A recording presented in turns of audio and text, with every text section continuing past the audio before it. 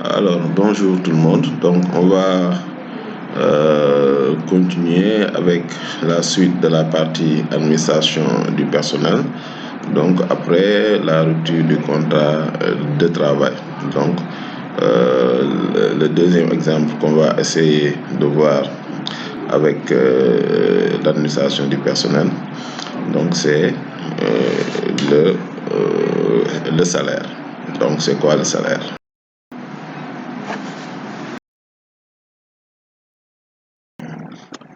Alors, le salaire. Donc, il faut d'abord rappeler que le travailleur et l'employeur sont liés par ce qu'on appelle un contrat de travail. Donc, et le contrat de travail est un contrat qu'on appelle un contrat à titre onéreux. Donc, c'est quoi un contrat à titre onéreux? C'est qu'en contrepartie de ces prestations, le travailleur a droit à un salaire. Donc, le paiement d'un salaire est une des obligations les plus importantes de l'employeur. Parce que on rappelle que les conditions d'existence d'un contrat de travail sont la prestation, le lien de subordination, mais aussi et surtout la rémunération qu'on appelle ici le salaire. Donc le salaire est très important dans les relations qui lient le travailleur et l'employeur. Distinction entre salaire et rémunération. En fait, on parle de rémunération. C'est l'ensemble des sommes, disons, versées par l'employeur au travailleur dans le cadre du travail. Donc, ce sont des sommes versées, disons, mais elles peuvent être également ces rémunérations-là en nature. Donc, tout ce que le travailleur reçoit en contrepartie de sa prestation, on appelle cela rémunération. Donc, dans ce cas, le salaire fait partie de la rémunération. Pourquoi? Parce que le salaire est généralement fixé en fonction soit du temps de travail, salaire à l'heure, salaire à la journée, salaire à la semaine, salaire au mois ou même salaire dans l'année. Le salaire également peut être fixé en fonction du rendement. On appelle ça salaire au rendement, salaire à la tâche, ou bien salaire à la pièce.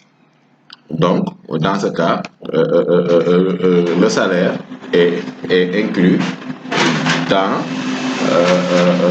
la rémunération. Donc, la rémunération englobe le salaire. Maintenant, dans le cadre de ce cours, on parle du salaire.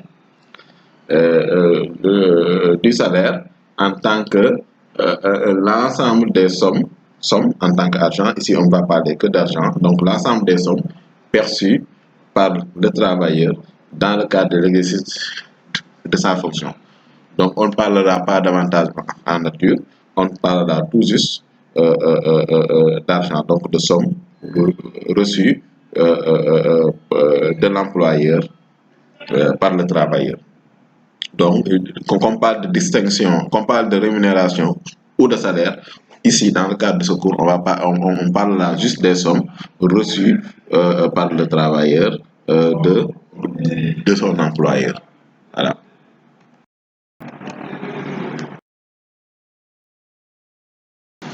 Alors, les composantes du salaire. Comment est composé le salaire?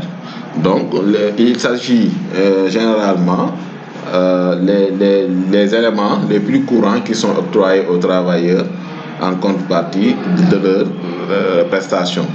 Donc, on parle de salaire de base, de sursalaire, on va parler de primes d'ancienneté, on va parler de primes de salissure, on va parler de gratification, on va parler des heures supplémentaires, etc. etc.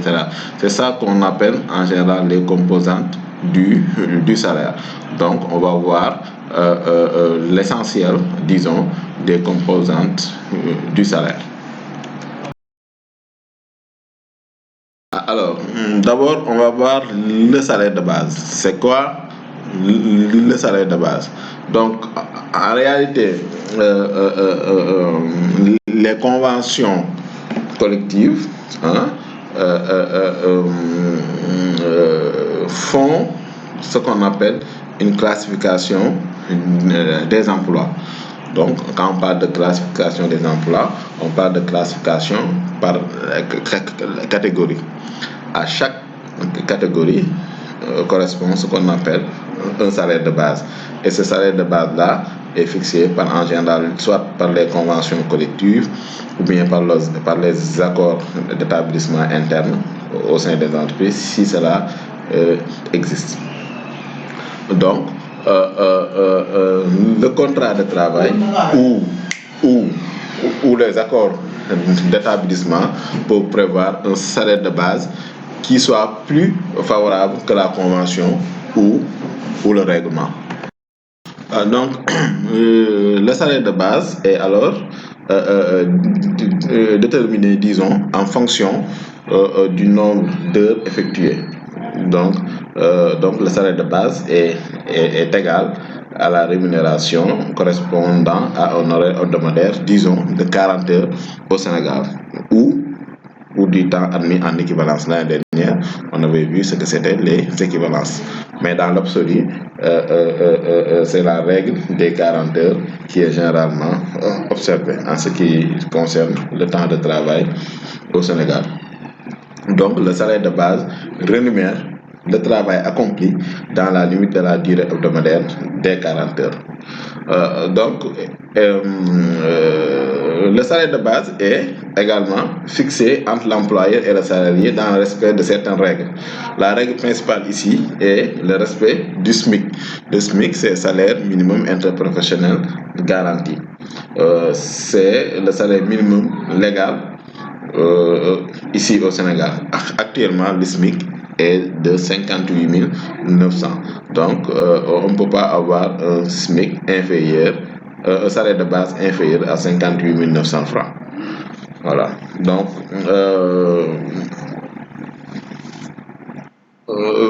pour voir en général les salaires de base, il faut voir les conventions collectives interprofessionnelles ou bien les accords d'établissement si ces derniers existent. Alors, calcul du salaire. Donc, pour le calcul du salaire, il y a différentes méthodes. Donc, la première méthode est la méthode des trentièmes. La méthode trentième. Donc, la méthode trentième, elle nous permet de calculer le salaire à verser à un travailleur recruté ou qui quitte l'entreprise en cours de mois. Donc, si un travailleur est recruté et qui doit quitter l'entreprise en cours de mois et qu'on doit lui payer le jour travaillé, ou bien un travailleur qui, pour des raisons diverses, a eu à s'absenter pendant quelques jours durant le mois, donc cette méthode-là nous permet en réalité de calculer le nombre de jours où il est travaillé et où il a travaillé et les sommes qu'il doit percevoir en fonction de ce nombre de jours-là. Donc la première méthode pour ce calcul-là est la méthode trentième. La méthode trentième. Donc comment elle se passe? Donc on va voir ça à partir de cet exemple-là. On dit M. Sarr perçoit un salaire mensuel de 300 000 francs. Pour des raisons injustifiées, M. Sarr s'est absenté durant 5 jours à déduire du salaire de M. Sarr. Donc, comment ça se passe? M. Sarr a 300 000. Donc, si on prend 300 000, on divise ça par 30, on a le salaire par jour. Donc, M. Sarr s'est absenté pendant 5 jours. Donc, on multiplie par 5. Donc, 300 000 divisé par 30, multiplié par 5, ça veut dire que M. Sarr avait 10 000 francs par jour. Donc, puisqu'il s'est absenté pendant 5 jours, donc 300 000 divisé par 30, c'est 10 000. 10 000 fois 5 égale 50 000.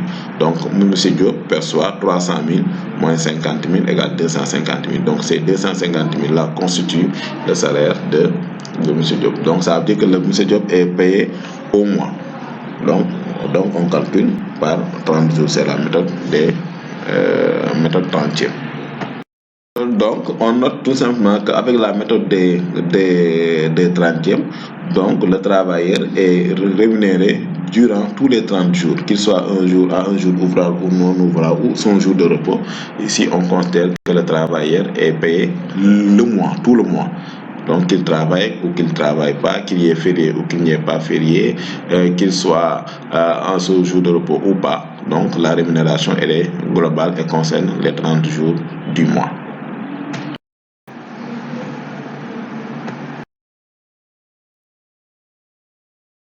La méthode est la méthode des 26e. Donc, avec la méthode des 26e, ici, on considère tout simplement les jours ouvrables. Donc, elle consiste à diviser le salaire mensuel par 26 et déduire autant de 26e qu'il y a de jours ouvrables.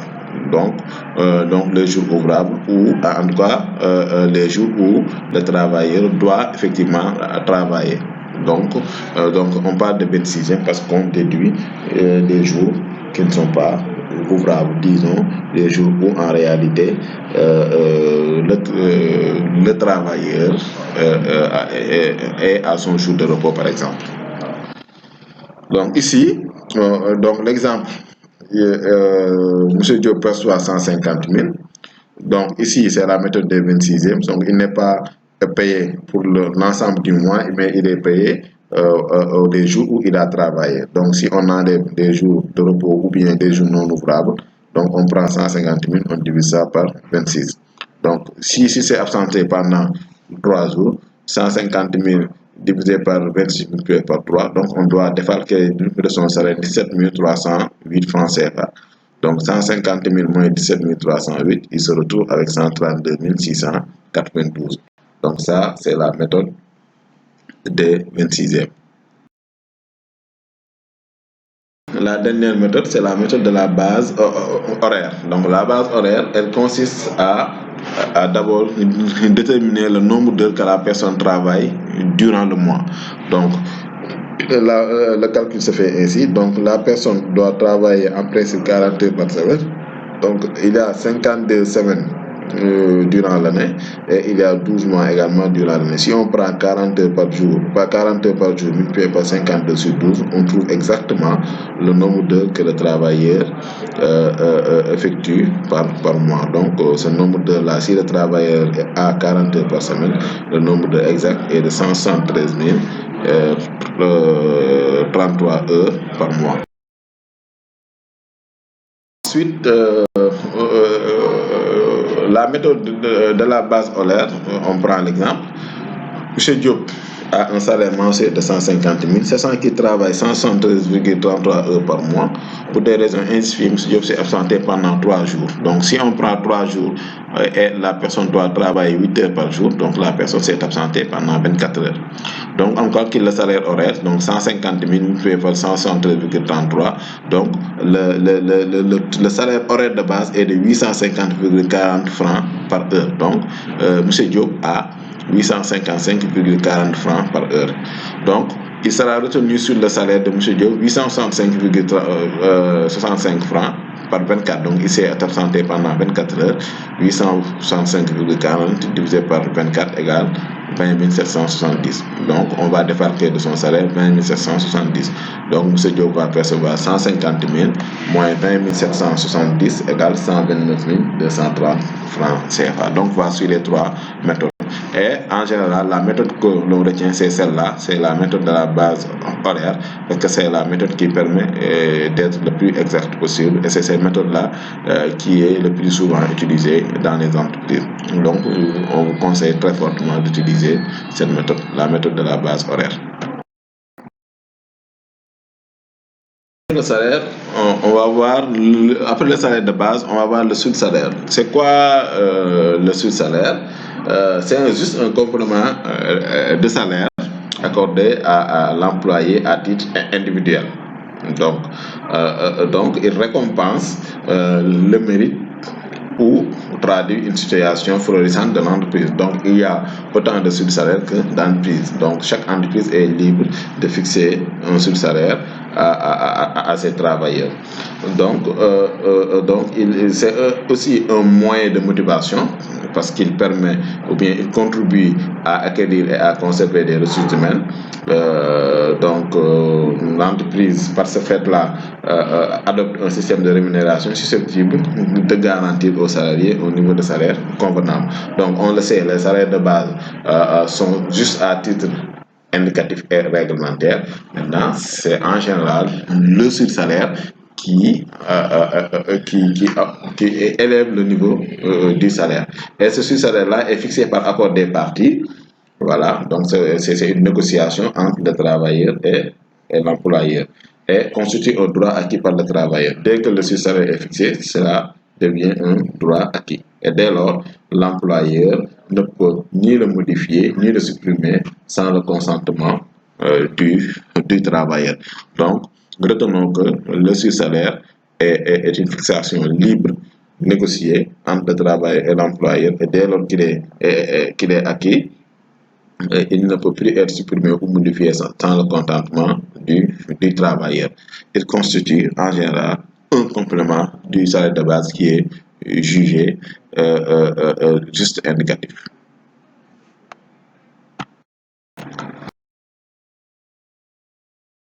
Alors, la prime d'ancienneté, c'est quoi la prime d'ancienneté? Elle récompense la fidélité du travailleur à son entreprise. Plus un travailleur est ancien dans l'entreprise, plus on dit que le travailleur est ancien. Donc, on récompense l'ancienneté. Donc, cette prime-là a été rendue obligatoire par des conventions collectives et correspond à un pourcentage du salaire minimum catégoriel évoluant annuellement. Donc, on calcule la prime d'ancienneté à partir du salaire de base. Donc, le salaire minimum catégoriel, c'est le salaire de base. Donc, l'ancienneté est le temps pendant lequel le travailleur a été occupé de façon continue pour le compte de l'entreprise. Donc, c'est le temps effectué par le travailleur dans l'entreprise. Quel était le lien, quel que soit le lien, que le travailleur soit affecté dans un site ou dans un autre, l'ancienneté continue, quel que soit le lieu où le travailleur a été affecté. Donc, la prime d'ancienneté, elle est égale à 2% du salaire minimum catégoriel appliqué à l'ensemble des heures effectuées par le travailleur. Ça veut dire quoi? Ça veut dire que si le travailleur a effectué des heures supplémentaires dans le mois, ces heures supplémentaires-là sont calculées sur l'assiette de calcul de l'ancienneté. Donc, elle est à partir de 2 ans. Donc, vous avez 2% à partir de 2 ans et plus 1% pour chaque année d'ancienneté. Donc, le taux progresse annuellement jusqu'à la 25e année. Donc, le plafond, c'est la 25e année. Donc, si vous avez 13 ans d'ancienneté, vous avez 13%. Si vous avez 25 ans d'ancienneté, vous avez 25%. Si vous avez 26 ans d'ancienneté également, vous continuez d'avoir 25%. Exemple, salaire de base. Pour les 12 heures de travail, donc on va intégrer les 12 heures supplémentaires. Donc, si vous prenez 86 000, vous multipliez ça par 12 et vous divisez ça par 173 333, ça veut dire le nombre d'heures durant le mois. C'est juste une règle de 3. Il a fait 12 heures. Donc, il a 86 000 francs de salaire de base. 86 000 multiplié par 12 sur 173,33, le travailleur à 5 953,96 francs de plus. Donc, la base de calcul, donc l'assiette de calcul, c'est 86 000, son salaire de base, plus 5 953,96. Ça, c'est le nombre d'heures supplémentaires rémunérées. Donc, égal 91 953. Donc, le montant de la prime d'ancienneté, plus la personne a 9 ans d'ancienneté, on prend 91 953 multiplié par 9 divisé par 100 égale 8 275. Donc, le montant de la prime d'ancienneté est de 8 275,85 francs.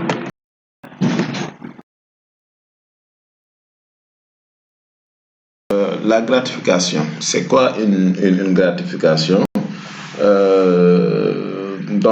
Elle est généralement versée en espèces selon une certaine périodicité.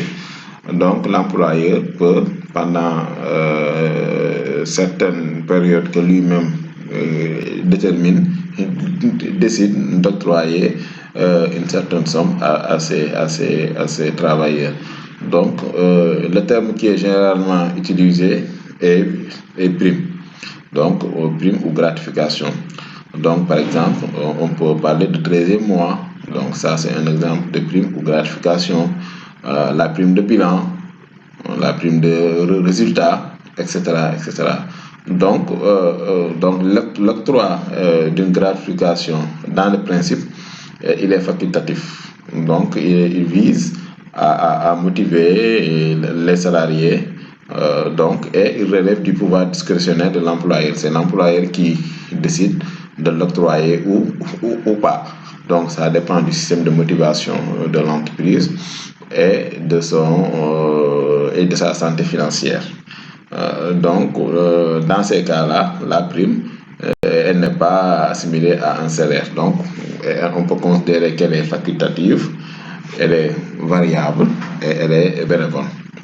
Mais cependant, dans certains cas, la prime ou gratification peut être assimilée à un salaire. Par exemple, lorsqu'elle est contractuelle, lorsque la prime est mise dans le contrat de travail, ou bien lorsqu'elle est conventionnelle, ou lorsqu'elle est contenue dans un accord d'établissement. Donc, quand la prime est mentionnée dans le contrat, quand la prime est mise bien mentionnée dans une convention collective ou un accord d'établissement, la prime est assimilée à un salaire. C'est la même chose lorsque la prime résulte d'un usage constant. On dit que c'est un droit acquis. Donc, qu'est-ce que la prime? Quand est-ce que la prime devient un droit acquis? Quand elle est constante, quand elle est fixe et quand elle est générale. C'est quoi la constance? La constance est une condition première qui requiert la répétition et la régularité. Quand la prime est répétée et de manière régulière, on dit qu'elle est constante. Donc la fixité, qui renvoie à un mode de calcul qui est invariable. On peut par exemple avoir un pourcentage du salaire, du chiffre d'affaires ou tout paramètre ou même une somme fixée. Donc, quand c'est fixe, quand on dit que la prime elle est égale à un tel pourcentage du salaire ou un tel pourcentage du chiffre d'affaires ou elle est équivalente à telle somme. Si cette somme-là est fixe, ça veut dire que la deuxième condition elle est remplie. Et la troisième est la généralité. Donc, ça veut dire que la gratification, pour qu'elle puisse être assimilée à un salaire, elle doit être versée à tout le personnel ou à une catégorie du personnel bien déterminée. Donc, elle ne doit pas être individuelle, elle doit être générale. Quand ces trois conditions-là sont réunies, on dit que la gratification est assimilée à un salaire.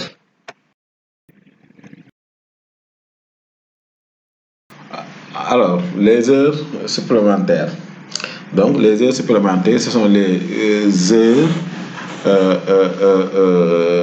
que l'employé a effectuées et qui vont au-delà des heures normales, donc au-delà des 40 heures ou des heures admises en équivalence. Donc, si l'employé travaille plus de 40 heures ou bien des heures admises en équivalence des 40 heures dans d'autres secteurs comme le secteur agricole, on dit que la personne a effectué des heures supplémentaires. Donc,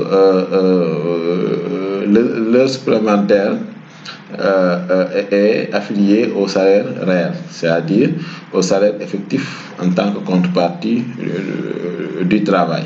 Donc, c'est tout ce qui est contrepartie du travail.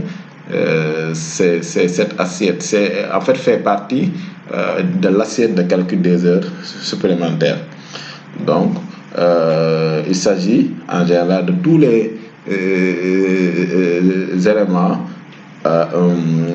de salaire inhérent à la nature du travail et n'ayant donc pas un caractère de remboursement de frais ou autre.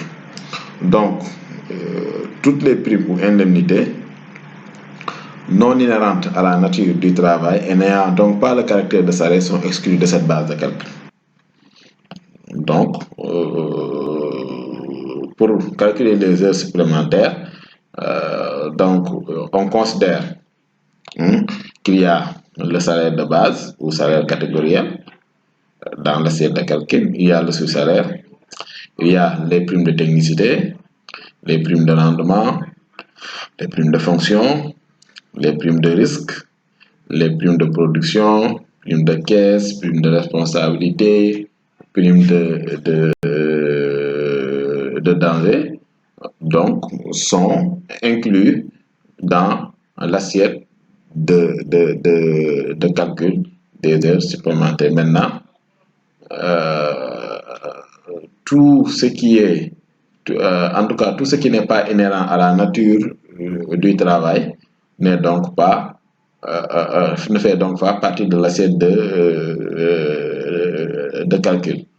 Par exemple, on ne fait pas partie de l'assiette de calcul, par exemple, la prime de transport, la prime de panier, les primes d'outillage, de salissure, de vêtements, de déplacement, etc.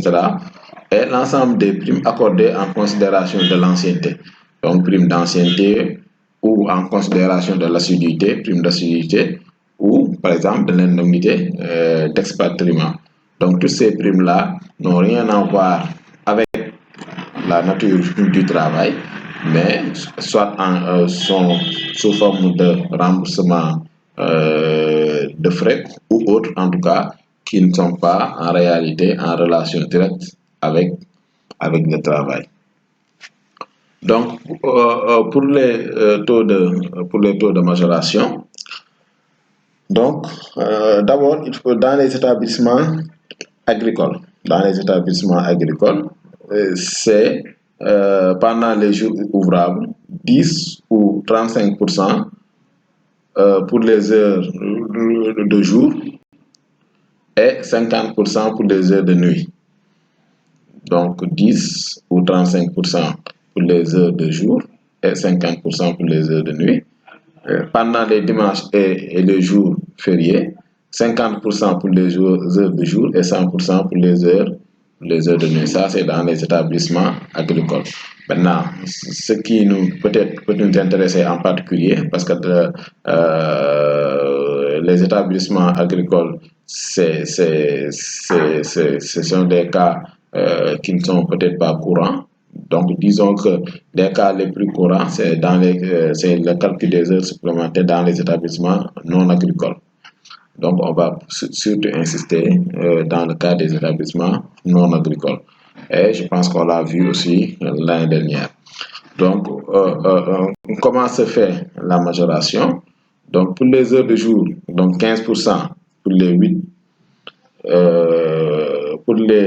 8 premières heures supplémentaires, c'est-à-dire de la 41e à la 48e heure. Donc, puisque les heures normalement c'est 40 heures, de la 48e à la 48e heure, c'est 15%.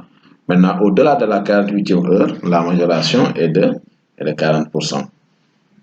Pour les heures de nuit, donc la nuit, c'est de 22h à 5h du matin. Donc, pour les heures de nuit, la majoration est de 60%. Donc, la majoration est de 60% pour les heures de nuit. Maintenant, pendant les dimanches et les jours fériés, la majoration est de 60% pour les heures de jour et 100% pour les heures de nuit. Donc, voilà ce qu'il faut retenir. Et je pense que on a assez parlé l'année dernière de la majoration des heures supplémentaires dans les établissements non agricoles et on avait également fait des exercices dans ce sens-là. Voilà, donc si besoin est, vous pouvez retourner sur votre cours de deuxième année GRH 1 en deuxième semestre.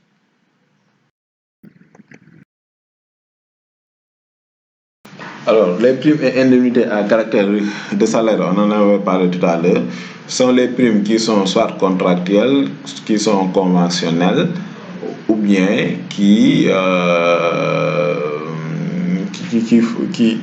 font partie d'un accord d'établissement.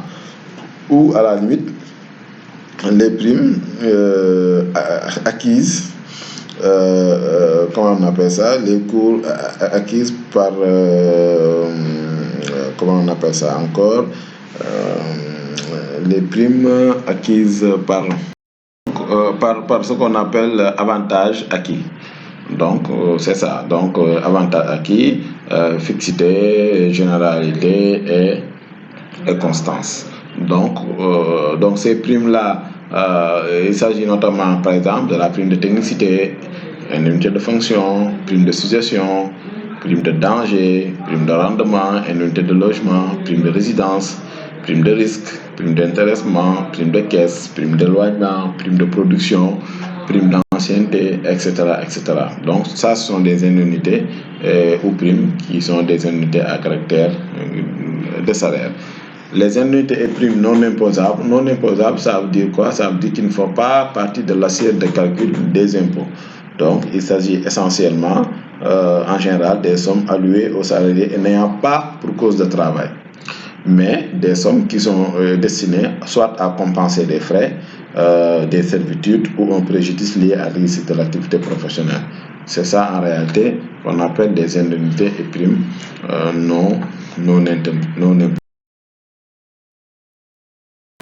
L'indemnité de déplacement, elle, est allouée aux travailleurs déplacés pour une durée inférieure ou égale à 6 mois.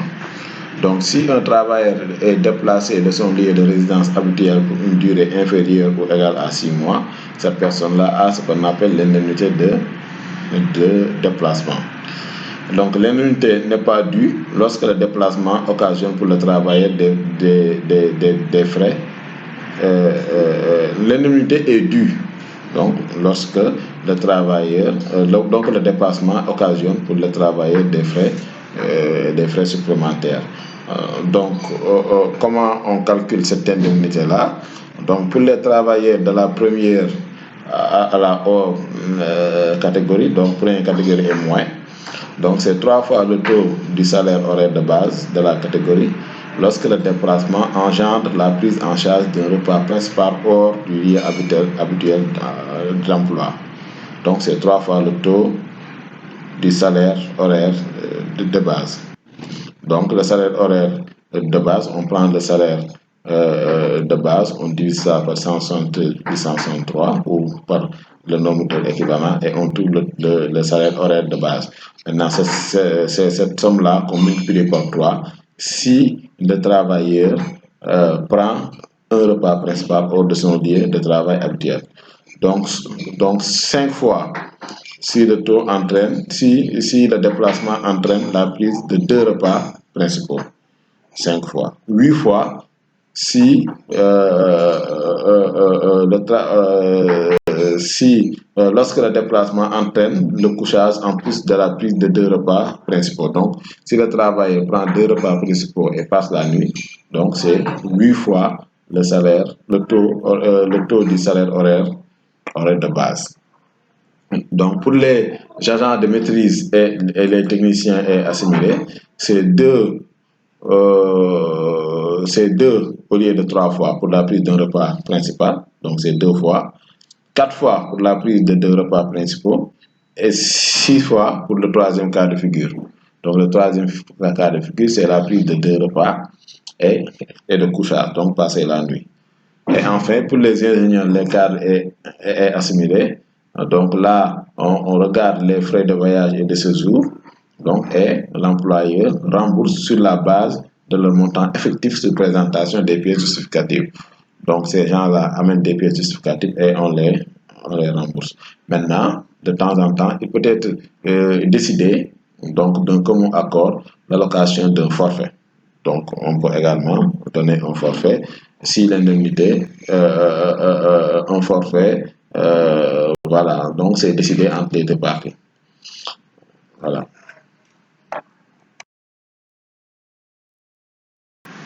l'indemnité de transport, ou on l'appelle également prime de transport, est allouée suite à une décision d'une commission mixte aux travailleurs résidant à 3 km et plus de son lieu de travail. Donc, si vous habitez à 3 km ou plus de votre lieu de travail, vous avez droit à une indemnité de déplacement. Actuellement, elle est égale à 20 800. Donc, il s'agit en réalité d'une participation de l'employeur aux frais de transport. Maintenant, si l'employeur transporte par ses propres moyens de travail jusqu'à distance inférieure à 3 km et la résidence de ce dernier, l'indemnité n'est pas alors due. Donc, si on vous transporte jusqu'à chez vous ou si on vous transporte jusqu'à un lieu où il y a entre ce lieu-là chez vous, vous avez moins de 3 km, donc l'indemnité de transport n'est pas due. Donc, actuellement, l'indemnité est de 20 800 francs. La prime de panier, donc, elle se justifie par le fait que les horaires de certains établissements obligent le travailleur à se restaurer sur place. Donc, si le travailleur se restaure sur place, mange sur place, ou bien si les horaires sont organisés de cette sorte qu'elles ne prévoient pas d'interruption de travail d'une durée suffisante pour permettre au travailleur de prendre ses repas, donc de prendre ses repas à domicile, donc la personne a droit à une indemnité de panier. Donc, c'est une indemnité compensatrice des frais engendrés par la prise des repas sur place, donc sur le lieu du travail. Donc, la prime de panier, elle est égale à 3 fois le SMIC horaire. Donc, le SMIC, c'est 59 800. Donc, le SMIC horaire, vous prenez 59 800, vous divisez ça par 173,33, vous avez le SMIC horaire. Donc, c'est 3 fois le SMIC horaire. Donc, elle est due lorsque le travail effectue au moins 6 heures de nuit entre 22h et 5h du matin, ou bien lorsque le travail effectue 10 heures d'affilée, 10 heures ininterrompues, ou lorsque le travailleur effectue 3 heures en plus de son horaire de travail, normal. Donc, la prime de panier. La prime de salissure, donc, elle est prévue à l'origine dans les établissements relevant de la mécanique générale. Donc, on dit que le travailleur peut en réalité salir ses propres vêtements. Donc, il effectue des travaux salissants qui peuvent occasionner la détérioration anormale de leurs vêtements. Donc, c'est pourquoi la prime de salissure figure parmi les majorations instituées par la législation. Donc, le montant de la prime est de 11,5% du SMIC horaire. Donc, vous prenez le SMIC horaire multiplié par 11,5% par heure d'exposition. Chaque heure où l'employé expose son vêtement, vous calculez le SMIC horaire, vous multipliez par 11,5% et vous multipliez ça par le nombre d'heures d'exposition. Donc, maintenant, au cas où la tenue de travail est prévue, est fournie par l'employeur. Dans ce cas, on ne parle pas de prime de salissure, mais on parle de prime de savon pour le nettoyage. Donc, dans la pratique, soit l'employeur a le choix entre l'octroi du savon pour le nettoyage ou la tenue ou la prise en charge intégrale de la prestation. Donc, tout ça, ce sont des choses que l'on peut faire. Prime d'outillage, ça veut dire que lorsque le travail est obligé d'utiliser son propre outillage pour le compte de l'entreprise. Donc, ce sont des cas extrêmement rares, mais il peut arriver que l'employé utilise son outillage à lui pour le travail. Donc, le montant de la prime est égal à 2,25% du salaire horaire de la première catégorie. Donc, et ce montant est reporté au nombre d'utilisations. Donc, c'est 2,5% du salaire horaire de la première catégorie et en fonction du nombre d'utilisations. Donc, je pense que l'essentiel est dit ici. Et voilà, je vous remercie.